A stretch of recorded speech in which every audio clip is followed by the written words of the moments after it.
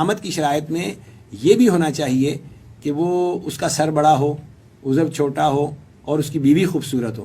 تو یہ امامت کے لیے بیوی کا خوبصورت ہونا یہ بڑی عجیب بات لگتی ہے. اس کا کیا تعلق ہے اس کے ساتھ؟ تو یہ کوئی ہے یہ مسئلہ؟ کوئی مسئلہ بھی نہیں ہے جی. یہی تو لگتا ہے کہ یہ کارستانی ہے ان کی اجمیوں کی ساری. اب اس میں کیا ہے کہ کرانی امامت ہے اور بیوی ہے. ادھر دیکھیں شریعت کا کتنا پردے کا حکم ہے سخت. پھر بیوی خوبصورت ہے، مقتدیوں کو کیا پتہ چلے گا؟ اس کا مطلب ہے کہ بیوی امام کی مقتدیوں کی سب منظر عام پہ آئیں تو دیکھیں کون سی خوبصورت کون. یہ تو سب اسلام کے خلاف ایک سازش ہے. یہ فقہ حنفی کی کتابوں سے اس طرح کی چیزوں کو نکالتے کیوں نہیں ہیں؟ ہاں اس میں تو یہ ہے کہ بس اصل میں یہ ہے کہ جو مدارس میں سکھایا اور پڑھایا جاتا ہے خصوصاً احناف کے مدارس میں، وہ یہ ہے کہ کتاب اللہ اور سنت رسول یعنی قرآن و احادیث کی کتب کا جتنا ادب سکھایا جاتا ہے تو طالب علمی دور میں ہمیں یہی سکھایا گیا کہ یہ جو فقہ کی کتابیں ان کا اتنا ادب ہے، یہ تو اتنی احترام کی کتابیں ہیں. جب آپ دیکھیں نا ایک بری چیز ہے آپ کو اپنا گائیڈ کرنے والا اپنا بڑا راہبر رہنما استاذ تو والدین مثلا کوئی بھی ہے بڑا، وہ جب یہ آپ کو قائل کر دے گا اس چیز کی عظمت ذہن میں بٹھا دے گا تو مشہور ہے اردو کا مقولہ ہے کہ بچپن کی بات 55 تک رہتی ہے. تو ہمیں 55 تک سوچنے کا موقع ہی نہیں ملتا کہ اس میں گند بھرا ہوا اس میں کیا لکھا. ہم تو ان کو قرآن اور حدیث کی طرح اسی لیے تو لکھا ہوا ہدایہ کل قرآن ہے. ہم تو قرآن کی طرح چومتے چاٹتے اور ادب بھی کرتے رہتے. کتنی عجیب بات ہے، ایک طرف عظمت قرآن کے لیے جلوس نکالتے ہیں، ایک طرف عظمت قرآن کے لیے جلسے کرتے ہیں، اور دوسری طرف وہ ہدایہ جو ایک شخص نے لکھی ترتیب دی اس ہدایہ کو قرآن کی مانند قرار دے دیتے ہیں. تو یہ اور دوسروں کو الزام دیتے ہیں کہ یہ قرآن کی تعظیم نہیں کرتے جبکہ خود قرآن کی بے عزتی اور توہین کرتے ہیں. بالکل صحیح. تو یہ ان علماء مجھے اس بات کی سمجھ نہیں آتی کہ یہ محراب و منبر کے وارث کہلاتے ہیں لیکن انہیں قیامت کے دن کا ڈر نہیں ہے کہ انہوں نے اللہ کے حضور جواب دینا ہے. بالکل اجارہ داری ہے جی. دنیا کمانا مقصد ہے دین کی آڑ میں، بس ایک لیبل بن گیا لگ گیا اور اس کا ٹھپا لگ گیا فقہ حنفی کا. چونکہ اکثریت ہے ہمارے خصوصاً اس برِ صغیر میں، بس اسی کے نام راگ الاپ رہے ہیں، وہی پڑھا رہے ہیں. طالب علموں کا جو زکوٰۃ کا مال ہے امت مسلمہ دے رہی ہے اس کو جو ہے اسی میں ضائع کر رہے ہیں. کوئی پتہ نہیں کتاب اللہ کا سنت رسول کا. اب ہیں ہم احناف مدارس میں دیوبند میں پڑھے ہوئے، کوئی ہمیں پتہ ہی نہیں، حدیث کی شدھ بودھی نہیں. دورہ میں بس دارہ دور دورن وہی دورے میں پڑھا دیتے ہیں جی، کوئی پتہ ہی نہیں ہوتا. حالانکہ قرآن مقدس ہے حدیث رسول، اس پہ تو محنت ہونا. 7 سال موقوفاً علیہ تک جو درجہ ہے آخری یعنی 7واں سال سابعہ کا، اس تک ہمیں فقہ پڑھائی جاتی ہے. اچھا. اور فقہ جب دیکھیں 1 سال قرآن ہے 1 سال حدیث ہے. قرآن تو بس صرف تبرک کے لیے برکت کے لیے. اچھا. 1 سال حدیث کو دیتے ہیں اور اس کے بعد 7 سال جس نے فقہ پہ لگائے وہ بھلا سوچ سکتا ہے فقہ کے خلاف کبھی؟ تو یہ ایک ایسا مزاج بنایا جاتا ہے بچپن سے کہ جو ہے یہ آخر تک کبھی سوچ بھی نہ سکیں کہ اس میں کوئی خلاف سنت خلاف قرآن کوئی چیز ہے. تو یہ جب مزاج آدمی کا بن جائے تو پھر جو ہے نا ہر چیز اسے نور ہی لگے گی، اچھی لگے گی. اچھا، کوئی وہ کچھ ایسے علماء اہل حدیث علماء جن سے آپ متاثر ہوئے ہوں؟ ہاں زیادہ تر جو ہے متاثر میں ہوں کہ سید توصیف الرحمن شاہ صاحب راشد، ان کو سنتا تھا میں. تو اب یہ جو ہے فقہ حنفی کے بارے میں اعتراضات اور خلجان اور مسلک کے حق مسلک اہل حدیث کے بارے میں جو ہے یعنی مسلک کے حق کی تفتیش اور مسلک کے باطل کے لیے تشویش، یہ تو ذہن میں آ گئی تھی. وہ جمعہ وغیرہ کے مسائل جو میں نے عرض کیے ہیں پہلے. تو بہرحال یہ ہوا کہ ان شیخ صاحب سے میں متاثر تھا تو میں نے استخارہ شروع کر دیا. اچھا. تو استخارہ میں یہ ہوا کہ شیخ توصیف الرحمن راشدی حافظہ اللہ تو یہ مجھے یہ آیت پڑھتے ہوئے نظر آئے، من یتق اللہ یجعل لہ مخرجا ویرزقہ من حیث لا یحتسب. تو ہم مولویوں میں جو ہے زیادہ تر یہی ہوتی ہے کہ جو ہے ہم مسئلہ کے حق اپنائیں گے تو یہ جو ہے رب کے کلام کی تلاوت کرتے ہوئے مجھے اللہ تعالیٰ کا یہ مشاہدہ کرانا تو لگتا ہے کہ تقویت ہی تھی. تو اس سے میری جو ہے ڈھارس بندھ گئی، اللہ نے توفیق دے دی. تو میں یہاں پھر حاضر ہو گیا. پھر یہاں کے پتہ چلا کہ سید توصیف الرحمن شاہ صاحب راشدی جو ہیں ان کے یہ بڑے بھائی ہیں ڈاکٹر پروفیسر طالب الرحمن شاہ صاحب. پہلے معلوم نہیں تھا؟ نہیں پہلے معلوم نہیں تھا. تو ان سے ملاقات ہوئی تو ان کے پہلے مناظرے بھی میں نے سنے ہوئے تھے بلکہ جو ہے وہ جمعے کا جو ہے کتب کے علاوہ جب میں نے کسی عالم اہل حدیث سے اگر جمعے کے دلائل سنے تو انہی کا مناظرہ تھا. کراچی کا کوئی مفتی تھا, مفتی کفایت اللہ غالباً, اچھا, تو ان سے مناظرہ تھا. کفایت اللہ دیوبندی تھا؟ ہاں دیوبندی تھا. اچھا. تو ان سے مناظرہ تھا جمعہ کے بارے میں.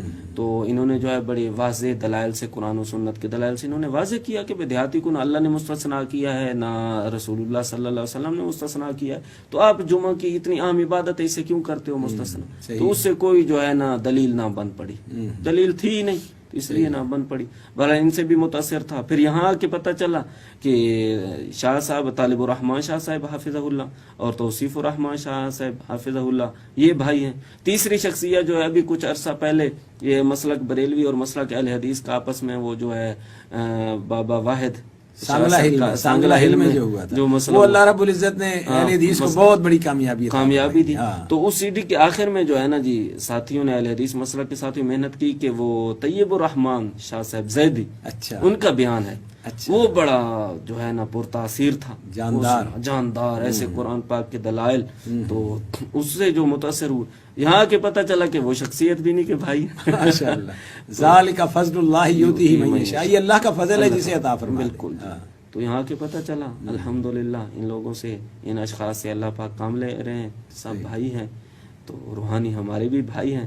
تو مولانا صاحب کوئی لالچ, کوئی دباؤ, کوئی پریشر کہ جس کی بنا پر آپ اس مسلک کو اختیار کر رہے ہوں, کیا کوئی ایسی بات ہو؟ ہاں, لالچ کی تو یہ بات ہے کہ جی جس مسلک میں پہلے رہتا ہوں وہاں کا میں صاحبزادہ مشہور ہوں. اچھا. کیونکہ میرے والد صاحب نے 40 سال جو ہے اس علاقہ جہاں میری پیدائش ہوئی اور جہاں میں بھی رہ رہا ہوں, جہاں میں فرائض خطابت و امامت انجام دے رہا ہوں, سر انجام دے رہا ہوں, وہاں پر دیوبندی اکثریت ہے. دیوبندی آپ کے والد بھی آپ نے جیسے بتایا کہ دیوبندی عالم تھے. تو وہاں ایسی تو کوئی بات نہیں لالچ, کیونکہ مجھے ہزاروں روپے 10-10 12-12 ہزار تک ماہانہ جو ہے مجھے ملتا ہے. اس کے علاوہ دیہاتی علاقہ, زرعی علاقہ, گندم وغیرہ سالانہ بڑے حساب سے ملتی ہے. تو ایسی تو کوئی بات ہی نہیں تھی کہ لالچ کی طرح میں آتا. اور دوسری بات ہے دباؤ ہوتا ہے کہ آدمی کا کوئی بڑا ہو. اچھا, جو یہ جمعے کے مسائل اور اس طرح کے ہوئے تو اساتذہ جو تھے وہ مجھ سے پہلے ہی نالاں ہو گئے کہ یہ تو جو ہے بچہ غیر مقلد ہو رہا ہے, اور اس طرح جو ہے انہوں نے پہلے ہی یعنی قطع تعلق کا دباؤ ہوتا ہے اساتذہ کا ہوتا ہے یا والدین کا ہوتا ہے. تو والد صاحب میرے جو ہیں 2-2.5 سال پہلے رحلت فرما آ گئے. تو یعنی میں خود مختار ہوں اپنے ارادے سے, تحقیق سے, جستجو سے, سن 2007 سے لے کر اب سن 2011 ہے. تو یعنی یہ 4 سال کی جستجو سے اور پوری تحقیق سے اور تسلی سے, یہ نہیں ہے کہ نوجوانوں کی طرح جذباتی طور پہ میں نے مسئلہ کیا قبول کیا ہے, بلکہ سوچ کے اور جیسا کہ آپ سے عرض کر رہا ہوں کہ استخارہ کر کے اور سنت کے مطابق جو ہے میں نے یہ مسلک اختیار کیا, مسئلہ کے حق, مسئلہ کے اہل حدیث.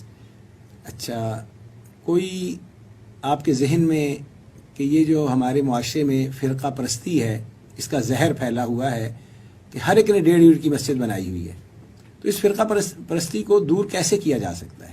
جی اس میں پہلے تو یہ کہ اللہ رب العزت کا واضح ارشاد ہے اور ہے بھی اپنے محبوب پیغمبر صلی اللہ علیہ وسلم کو کہ ان الذین فرقوا دینہم وکانوا شیعا لست منہم فی شیء, کہ میرے پیغمبر صلی اللہ علیہ وسلم جو لوگ فرقوں میں بٹ گئے ہیں اور گروہ ہو گئے ان سے آپ کا کوئی تعلق نہیں.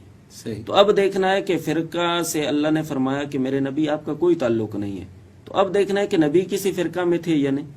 تو جب ہم سیرت طیبہ پڑھتے ہیں, قرآن و سنت کا مطالعہ کرتے ہیں, تو ہمیں 2 ہی چیزیں ملتی ہیں, مشعل راہ جو ہیں, جیسا کہ اللہ کے رسول صلی اللہ علیہ وسلم نے فرمائی تھا ترکت فیکم, جی بالکل, کتاب اللہ و سنتی, 2 چیزیں ہی ہیں, کتاب اللہ اور سنت رسول صلی اللہ علیہ وسلم پر سارے آ کے متحد ہو جائیں تو یہ فرقوں سے سروکار نہیں رہے گا, تو سب متحد ہو جائیں گے. ایک ہی امت مسلمہ ہے, ایک ہی پیغمبر کے نام لیوا, ہمارا ایک ہی الہ ہے, ایک ہی نبی ہے, ایک ہی قبلہ ہے, ایک ہی کتاب ہے, اور ہم ایک نہیں ہیں. اس کی وجہ یہی ہے کہ ہم فرقوں میں بٹ گئے ہیں. تو اسی لیے پیغمبر اسلام کی باتوں کا ہمارے ساتھ تعلق نہیں. یہی ہے کہ آپ سلام کی سنت جو ہے جن کا فرقہ بازی سے کوئی تعلق نہیں, وہ کسی چیز کی 4 شرطیں بتاتی ہیں جیسے آپ نے ذکر فرمایا امامت کی شرطیں, اور ہم فرقوں والے جو 21 شرائط بیان کریں. صحیح ہے. جمعہ کے لیے وہ 4-5 اشخاص کو مستثنا کریں, ہم جو اس میں 21 اور 25 شرائط لاگو کریں, اور دیہاتی بیچاروں کو کبھی بے ایمان کہتے پھریں. یہی بات ہے نا جو اللہ نے فرمایا مومنو جمعہ کے لیے آؤ, اور ہم کہتے ہیں دیہاتی ہو تم نہ آؤ, اس کا مطلب دیہاتی مومن نہیں. اچھا, حدیث رسول صلی اللہ علیہ وسلم کہتی ہے کہ الجمعۃ حق واجب علی کل مسلم فی جماعہ الی آخر او کما قال رسول اللہ صلی اللہ علیہ وسلم, کہ یہ جو ہے جماعت میں جمعہ جو ہے ہر مسلمان عاقل و بالغ پہ حق ہے، واجب ہے، ضروری ہے۔ صحیح ہے، اب ہم دیہاتیوں کہتے ہیں نہیں جی تم نہ پڑھو، تو اس کا مطلب ہے وہ یا تو عاقل بالغ نہیں ہے، مسلمان نہیں۔ صحیح۔ یہ کون سی ہے جی، سب فرقہ بازیاں اور سب لگتا ہے کہ پیٹ کا ہی مسئلہ ہے، بس اجارہ داری ہے۔ ان بیچارے کو لوگ ہمارے احناف کو جو ہے وہ گلے میں ڈالی ہوئی چیزیں، بس وہ جو ہے ان کو نبھانا پڑ گیا ہے۔ تو مولانا صاحب ہماری آپ سرائکی میں کہتے ہیں نا جی، میں اردو میں ادا نہیں کر سکا، وہ گل پہ وجاونی پوندی، اچھا اچھا تو صحیح۔ یہ گل پہ وج رہی ہے۔ مولانا صاحب آپ کی تمام گفتگو کا خلاصہ یہ ہے کہ ہماری بہتری اسی میں ہے کہ ہم قرآن اور حدیث کو اپنا لیں، اللہ اور اس کے رسول کی تعلیمات پر عمل شروع کر دیں، تو یہ فرقے ختم ہو جائیں گے اور یہ مسلمانوں کے درمیان جھگڑے، فساد، تنازع اور یہ دشمنیاں یہ ساری تمام ہو جائیں گی۔ آپ کا بہت بہت شکریہ۔ ناظرین، آپ نے ایم ڈی آئی اسٹوڈیو میں آج ہمارے مہمان مولانا سعید احمد آف بھکر ان سے جو گفتگو ہوئی وہ سنی، جتنے سوالات کیے گئے انہوں نے جوابات دیے، قرآن حدیث کی روشنی میں گفتگو ہوئی۔ ہمارا مقصد صرف یہ ہے کہ عوام الناس کے سامنے اس چیز کو واضح کیا جائے کہ آج مسلمانوں کی بدحالی، پستی اور بربادی کا سبب صرف یہ ہے کہ فرقہ پرستی کے زہر نے انہیں تباہیوں اور بربادیوں سے ہمکنار کر دیا ہے۔ ایم ڈی آئی اسٹوڈیو لوگوں کو قرآن و حدیث سے روشناس کرانے کے لیے اہم کردار ادا کر رہا ہے۔ انشاءاللہ ہم آئندہ بھی آپ کے لیے اس طرح کی کاوشیں پیش کرتے رہیں گے، اس امید کے ساتھ اور اس دعا کے ساتھ کہ اللہ رب العزت زندہ رکھے تو قرآن اور حدیث پر زندہ رکھے، اس کی تعلیمات پر زندہ رکھے، اور موت عطا فرمائے تو ایمان کی حالت میں موت عطا فرمائے تاکہ ہماری دنیا بھی بہتر ہو جائے اور آخرت بھی بہتر ہو جائے۔ مرکز الدعوت الاسلامیہ ایم ڈی آئی اسٹوڈیو سے ہم آپ سے اجازت چاہتے ہیں۔ اپنا خیال رکھیے، اللہ آپ کا نگہبان ہو، وما علینا الا البلاغ۔